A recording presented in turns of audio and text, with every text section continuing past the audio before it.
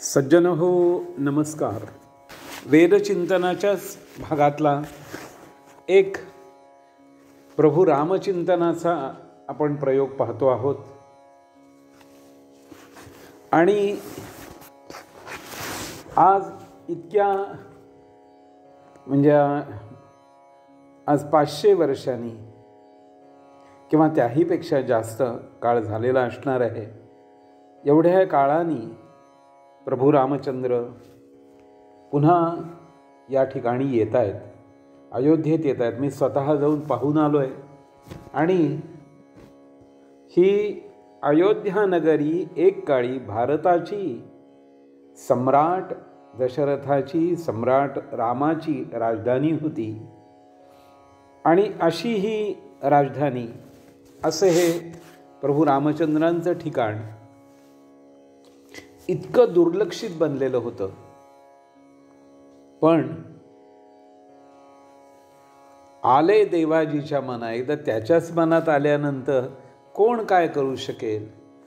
त्याने मग सगळीच गोष्ट बदलून टाकली आणि आपल्याला खास करून सगळ्या हिंदूंना एक चांगले दिवस येण्याची, म्हणजे एक आमच्या जीवनात पहाट होण्याची लक्षणं दिसायला लागली. प्रभू रामचंद्रांचं चरित्र अद्भुतच आहे, वेगळंच आहे. पण ते सुद्धा वाट पाहायला लावतात, तपश्चर्या करायला लावतात. आज संपूर्ण भारतात खूप भक्त मंडळी श्रीराम जय राम जय जय राम, श्रीराम जय राम जय जय राम हा जप करतायत. आणि जपयज्ञ हा खूप मोठा आहे, त्याचं महत्त्वही फार आहे. म्हणजे भगवद्गीतेच्या 10व्या अध्यायात, त्याला विभूती अध्याय असं म्हणतात. तर या 10व्या अध्यायामध्ये यज्ञानाम जपयज्ञोस्मी असं भगवान गोपाल कृष्ण सांगतायत की जे सगळ्या प्रकारचे यज्ञ आहेत, याच्या जपयज्ञामध्ये मी पूर्ण अंशानी आहे. सज्जन हो, आपण सगळेजण येन केन प्रकारेण जी भक्ती करतोय, ती भक्तीसुद्धा फळायला फुलायला लागली की एक वेगळाच आनंद, एक वेगळाच उन्मेष किंवा एक वेगळाच सुगंध आपल्याला पाहायला मिळतो. प्रभू रामचंद्र अवतरित झाले जे, ते सुद्धा यज्ञामधून झालेत. म्हणजे अहो, त्या 3 पट्टराण्या आहेत, म्हणजे कौसल्या, सुमित्रा, कैकेयी. पण अशा अनेक राण्या, या 3 सोडून सुद्धा दशरथानं अनेक राण्या होत्या. पण एकीच्याही पोटी संतान नाही, पुत्र नाही. दशरथानी आणि कौसल्येनी मागल्या अनेक जन्मामध्ये खूप तपश्चर्या केलेली आणि प्रत्येक वेळी एकच मागणी केली, हे भगवंता, तू आमच्या ठिकाणी पुत्ररूपाने ये. आणि आत्ता अयोध्येत राजा दशरथ आणि कौसल्या हे या राजवेशात असताना सुद्धा तपश्चर्याच करतायत की आमच्या घरात पाळणा केव्हा हलेल.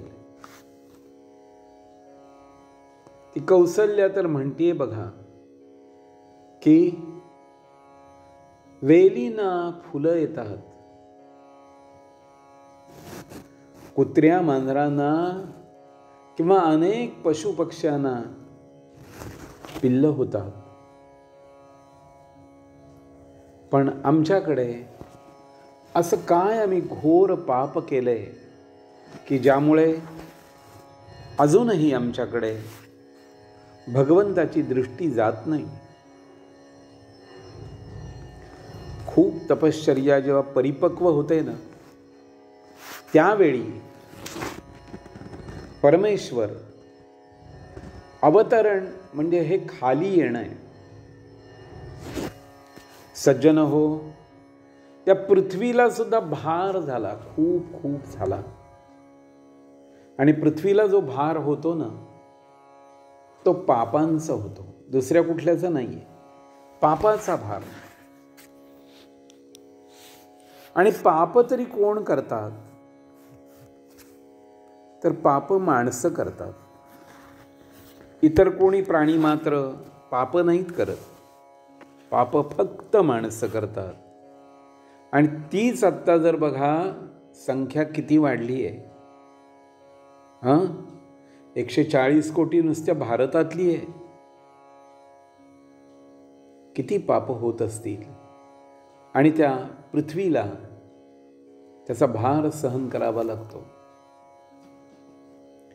मग ती पृथ्वी गायीचं रूप घेऊन ब्रह्मदेवाकडे जाते, म्हणते देवा वाचवा आम्हाला, हे काय चाललंय? ही सगळी जी प्रजा आहे ही भारभूत आहे, आम्हाला त्रास देते. आत्ता खरोखरच आपल्याला ही जाणवतंय की नाही? म्हणजे 140 करोडांचं फार महत्त्व नाही, पण या 140 मधले जे 40 करोड आहेत ना, ते फार त्रासदायक आहेत. असुर म्हणजे म्हणायचं ते काही वेगळे नाहीत हो. ज्यांना चांगलं काही पाहवतच नाही, ज्यांना आपण अतिरेकी म्हणतो, अशी जी प्रजा आहे, यांच्याही पारिपत्यासाठी प्रभू रामचंद्र अवतरणार आहेत, येणार आहेत. पृथ्वीला ब्रह्मदेवानी आणि सगळ्या देवांनी त्या क्षीरसागराच्या ठिकाणी जाऊन विष्णूची प्रार्थना केली. आणि भगवान विष्णूंनी पृथ्वीला सांगितलं की मी नक्की येतो. आणि सगळ्या देवांना वानर व्हायची, अस्वल व्हायची आज्ञा दिली.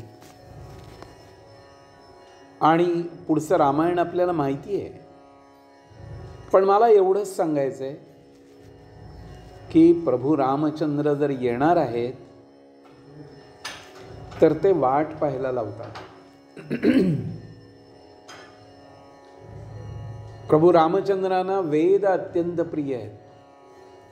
आणि वेदमंत्रांनी जो यज्ञ केला गेला, पुत्र कामेष्टी यज्ञ, वेदमंत्रांनी अनेक आहुती त्या यज्ञामध्ये ज्यावेळी दिल्या गेल्या, तेव्हाच त्या यज्ञकुंडातून प्रत्यक्ष अग्निनारायण प्रकट झाले. आणि मग ते म्हणतायत दशरथा घे हे पायस दान. सुवर्ण पात्र सुवर्ण स्थालीतून पायस घेऊन भगवंत येतात. सज्जन हो, आपण सगळेच जण भक्तिरसाने परिपूर्ण होऊन जाऊया. भक्तिरस हा एक असा अद्भुत रस आहे की ज्यांनी एकदा आमच्या शरीरात प्रवेश केला की आमच्या अंतरंगात असणारे बाकीचे जे षड्रिपू आहेत यांना बाहेरच जावं लागतं.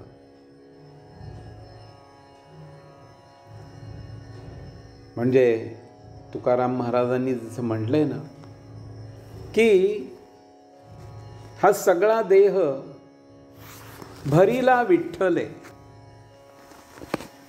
काम क्रोधे केले घर रीते अशी अवस्था आमची होणं आवश्यक आहे आणि ती नक्की होणार आहे.